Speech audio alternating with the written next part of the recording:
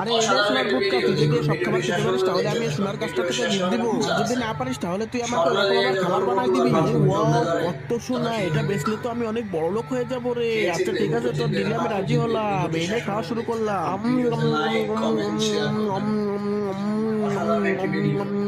কি সুস্বাদু খাবার! কি যে মজা!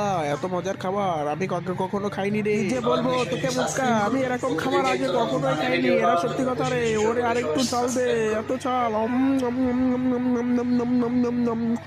এই অক্টোপাসটা যে কি মজার খেতে! কি সুস্বাদু!